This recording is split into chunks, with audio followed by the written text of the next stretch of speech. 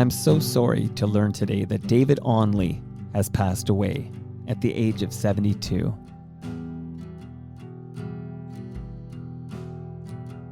I first knew David Onley as a fixture on City TV, first as a weather reporter, before he moved on to cover science and technology stories. David was afflicted with polio as a young child, and that left him partially paralyzed.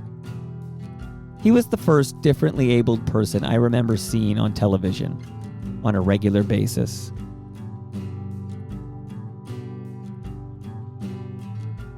David went from City TV to Cable Pulse 24, as CP24 was known then, but he became an FOTM on September 5th, 2019, when I celebrated the 30th anniversary of breakfast television by speaking with the original crew of Ann Romer, David Onley, Steve Anthony, John Whaley, and producer Bud Pierce.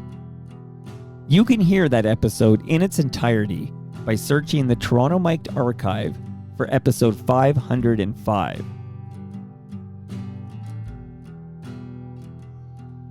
Here's my conversation with the 28th Lieutenant Governor of Ontario, the Honourable David Onley.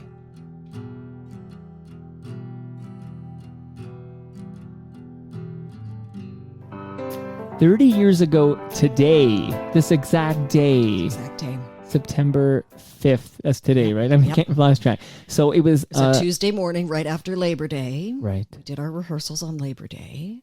And I remember getting up that morning on the 5th. I was living with the man who would soon be my husband. We married the year after, Bill Barker from Global Television.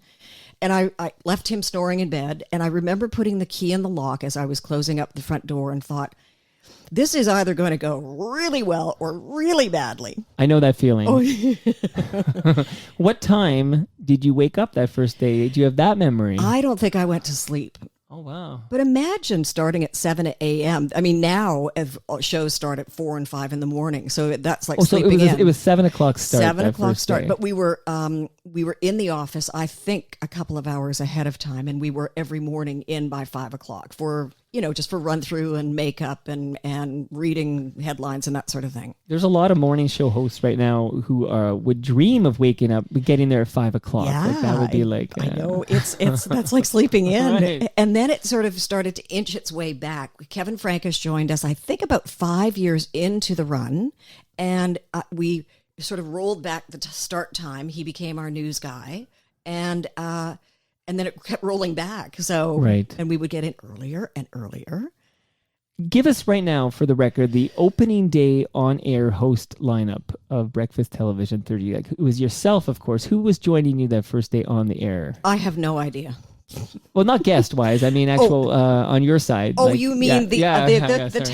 The talent. Yeah, sorry. Because the guests, yes, they're talented, but it's the people that I was lucky enough to work with. I know the answer, of course. But let's hear you, because let's hear the list of who was on air host that day. And I should tell the people, that your phone is connected to the. Well, it's one of the people that we worked with. Well, answer it. Do you want to answer it? Yes. Let's do this. Exciting. Hello. Hi, Ann. How are you? We're live right now with Mike. How are you, David Onley? Good. Good. Just wanted to make sure that I was not supposed to call you at 2 o'clock. No, but here we go. We're live, and shall we carry on, Davey? Now, Mr. Onley, this is Toronto Mike. We've never met, but what an honor it is to speak with David Onley. Grew up watching you. I don't know if you want to hear that or not. I know it could be an insult, but... Oh, no. Thank you. It's a real privilege to be on the show, especially on such an auspicious occasion with one of my dear friends. The 30th, Ann Romer. Yeah, well, Ann Romer. I just finished asking Ann, who was her co-host, like who co-hosted with you the first day, which was 30 years ago today, and you were about to say the name David Onley. David Onley, yes. And I wonder, David, are you able to move off speakerphone? I don't know whether that would, because it's kind of reverberating just a little bit your audio, and I love hearing you just loud and clear. Okay. Let me just get to my desk. Okay, you carry on, and I'll tell tales out of school while you're getting organized. Actually, even better.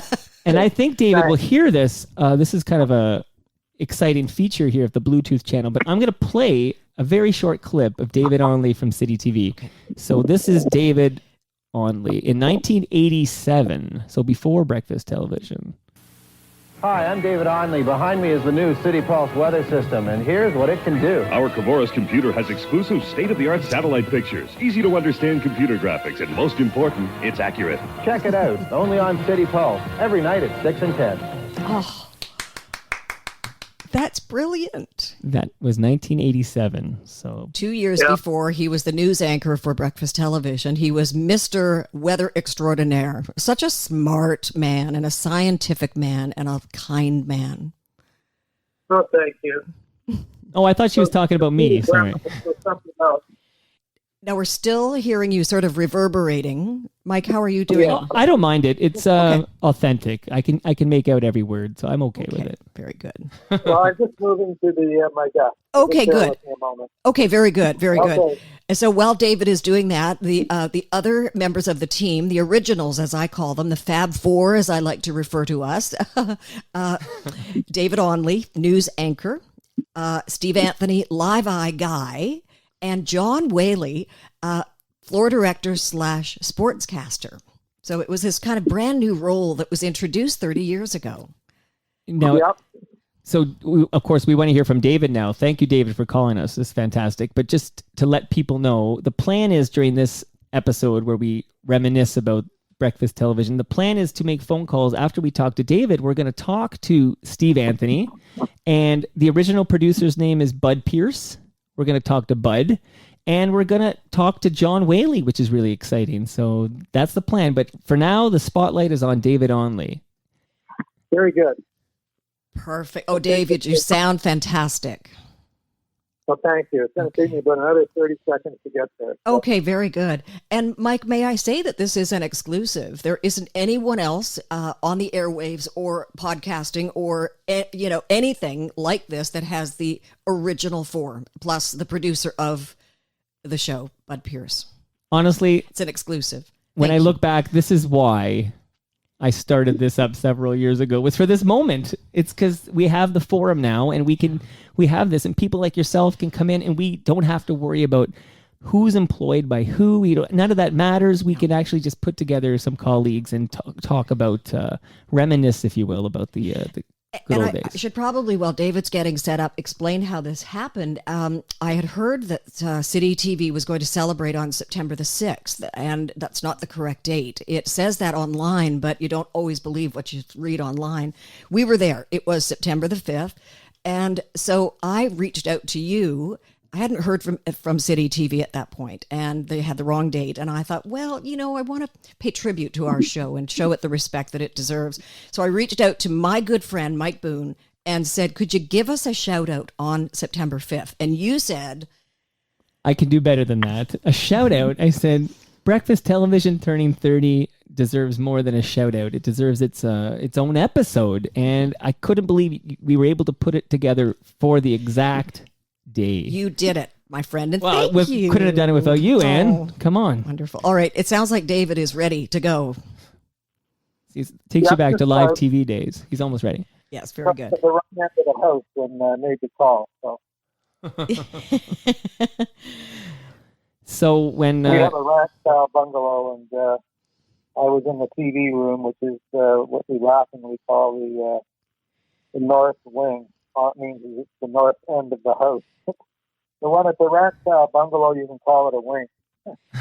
It's the screening room a la TIFF right now. So yeah. So where do you want to begin? Can we talk about, I want to hear both of you on this, but I'm interested in, when were you made aware that this project existed at Chum City, that they were thinking of doing a live morning show? What is the true origin, and when and how did they approach you about being the first co-hosts? Just bury me in some of that great detail from 30 years ago. And do you want to start? Or, Well, there should be some definition in this. I was the host. David was the news anchor. So we each had titles. We weren't co-hosts. But we were best friends now. But we each had our roles to play. So I was the host. David was the all-important news anchor. That, to me, is the integral part of a solid, friendly, exciting morning show. It's good news anchoring, and David did great news anchoring. and I think the thing we have to take into account is that back at that time, morning television was unbelievably boring. It was essentially your middle of the afternoon, Sunday afternoon news magazine type shows. I remember very clearly taking off the last 2 weeks of August in '89 on vacation, and deliberately to adjust my body clock to getting up early, and each morning and watch morning television. At the time, in terms of Toronto, Greater Toronto area, it was exclusively Canada AM. I mean, you could watch the Today Show or Good Morning America or whichever it was on at that point. I don't recall, but I ended up watching Canada AM, and the very first day that I tuned in, about 2 weeks before BT went to air, they opened the show with a 25-minute debate on abortion. Oh, dear. Yeah, have a nice morning. Have a nice morning. Yeah. And 25 minutes. Yeah. Started at 7:05 and went straight through to 7:30. And at 7:30 they had the news.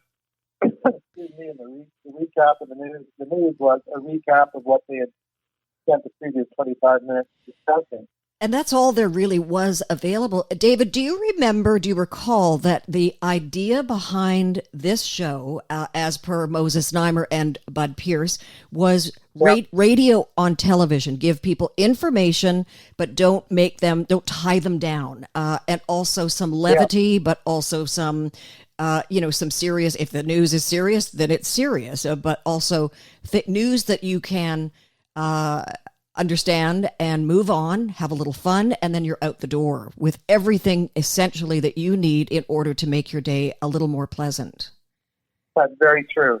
Very true. And I remember on the day that it was announced to the general media, and there was a media conference at the front of the 299 Queen Street West building where the different shows were held, and where a good portion of what you did on BT was held, but not the studio portion, where Deanie Petty's show went to air.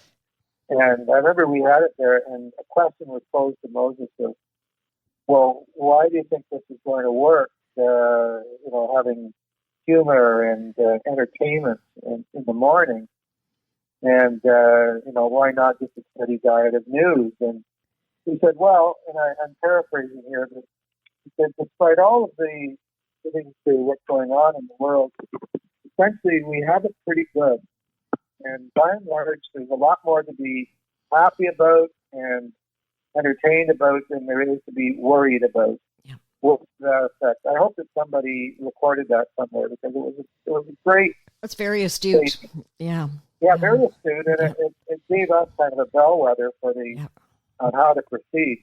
But Lord knows we had some very strange entertainment. and demonstrations. And demonstrations, and the quad dancers, and and some groups that came on that we have dubious titles that, in retrospect, you just wondered whether this was straight out of the Gong Show and whether or not they just made it up in order to get on BT. It always ended well. Yeah. Do you remember that Bare Naked Ladies had their television debut on breakfast television? And we should qualify that as being the group. How do you know? Maybe it was the other two.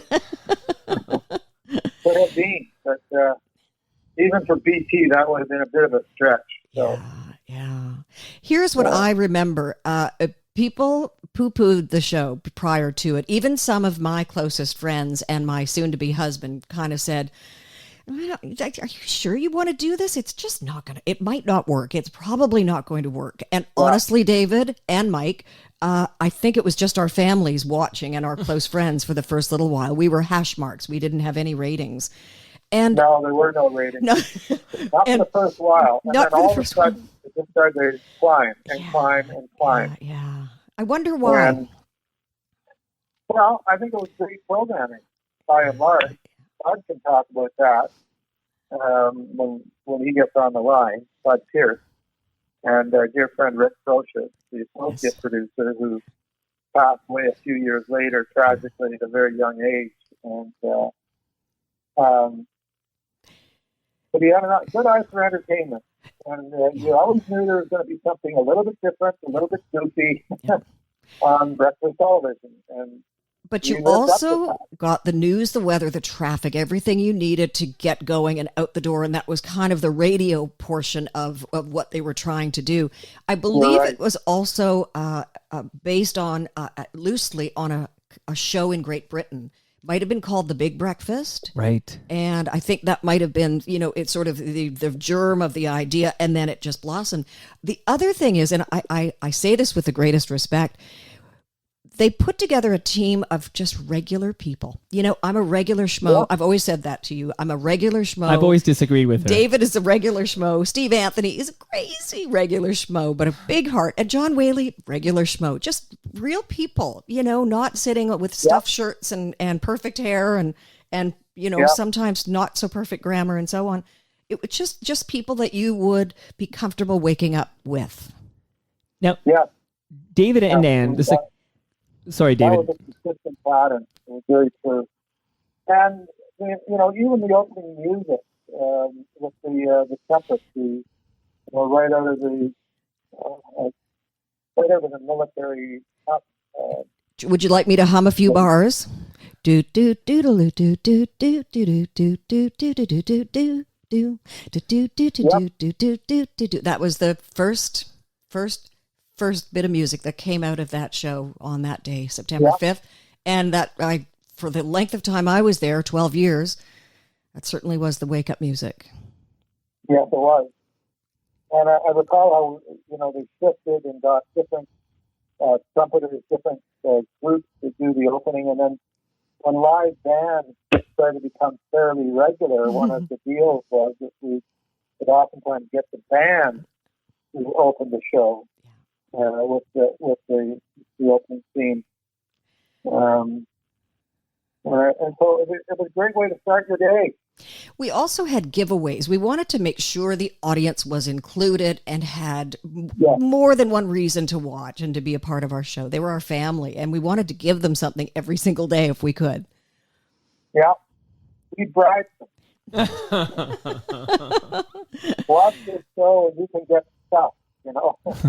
Or shows, you can get tickets to different programs. It sounds different events. It sounds pretty common today, but back then nobody was doing it. Not on television. Radio had been doing it for decades. Be the second caller in and tell us. I think the other thing that happened too is that, and you're mentioning about the news, and because we had traffic cameras as well, and that was an innovation that was on City Pulse. It's true. But people trying to get to work in the morning, we were showing them where the traffic jams were. And it wasn't like today where everywhere is a traffic jam. I mean, back then, more than 30 years ago, there were ways of getting to work. Not completely. We had a segment with one of our cameramen, Mike Nesbitt. I think you might remember that, Ann, where his job was to show the cameraman shortcut to get to work. And, I recall in my reporting days, I learned more about Toronto and how to get from point A to point B than the camera guy, because they had to know the shortcut in order to be able to get out, shoot a story, get back to the station, and do it in a timely fashion. And that ran for several months until some people started to complain, saying, "Oh, you've given away my favorite route. Now it's jam." David, knowing that this show that you started 30 years ago is turn 30. Like, not many shows make it to 30. Does that fill you with any, personal pride that you helped give birth to something that's still around today? Oh, very much so. Very much so. And the lady sitting with you is a large part of that, because she's definitely the face of and the voice of Western television for more than that first decade, 12 years. And so that's kind of unheard of in television news and broadcasting of that nature. There aren't many people that stay in the same slot for that time. I moved after 5 years to do education reporting for City Pulse. So I'm glad I did, because by that point, our youngest son was 5 years old, and he was punching me into bed. Telling you bedtime stories. That's right. What is wrong with this picture with a kid going to kindergarten and punching his dad to bed? Because, people say, well, how do you get up so early? And the answer was, well, it's completely exhausted. It's falling asleep at supper time at 6 o'clock or even 5:30. You go to bed early. And so I recall meeting Don Gaynard and Aaron Davis at a cancer fundraiser at the TV Center. It was a lunchtime event. You could never get anything after midday, but they could possibly avoid it. And they were both on CHFI, I believe, at the time, during the morning show, and their morning show. And so we got talking, and the question was, well, what time do you get up to do the show? And back then, both BT and their morning show started at 7 a.m. And I said 4:17, and John said 4:21, and he said 4:32, and we all laughed. So true.